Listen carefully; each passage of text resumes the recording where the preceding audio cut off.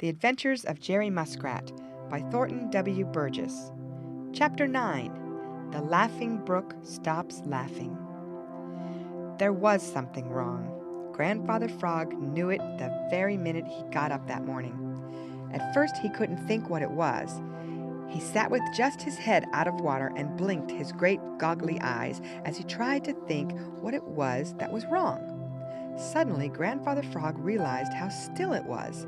It was a different kind of stillness from anything he could ever remember. He missed something, and he couldn't think what it was. It wasn't the song of Mr. Redwing. There were many times when he didn't hear that. It was... Grandfather Frog gave a startled jump out onto the shore. "Chugarum! It's the Laughing Brook! The Laughing Brook has stopped laughing!" cried Grandfather Frog. Could it be? Who ever heard of such a thing, excepting when Jack Frost bound the Laughing Brook with hard black ice? Why, in the spring and in the summer and in the fall, the Laughing Brook had laughed, such a merry, happy laugh, ever since Grandfather Frog could remember. And you know he can remember way back in the long ago, for he is very old and very wise. Never once in all that time had the Laughing Brook failed to laugh. It couldn't be true now. Grandfather Frog put a hand behind one ear and listened, but not a sound could he hear. "Chugarum! It must be me," said Grandfather Frog. "It must be that I am growing old and deaf. I'll go over and ask Jerry Muskrat." So Grandfather Frog dove into the water and swam out to the middle of the Smiling Pool on his way to Jerry Muskrat's house. It was then that he first fully realized the truth of what Jerry Muskrat and Little Joe Otter had told him the day before, that there was something very, very wrong with the Smiling Pool.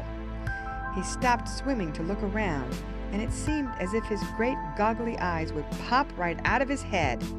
Yes, sir, it seemed as if those great goggly eyes certainly would pop right out of Grandfather Frog's head.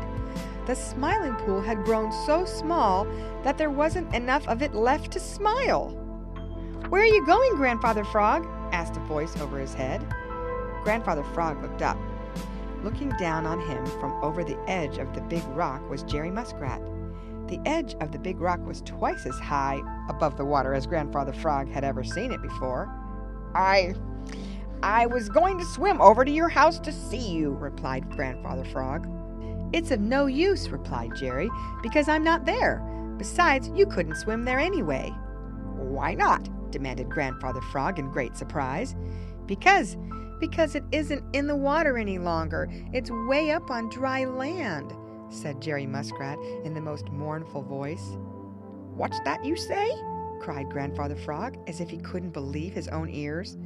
"It's just as true as that I'm sitting here," replied Jerry sadly. "Listen, Jerry Muskrat, and tell me truly, is the Laughing Brook laughing?" cried Grandfather Frog sharply.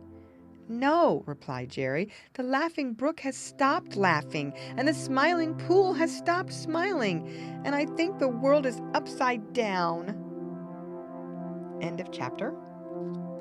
Read by Lorraine Montgomery for Lit2Go on the web at fcit.usf.edu.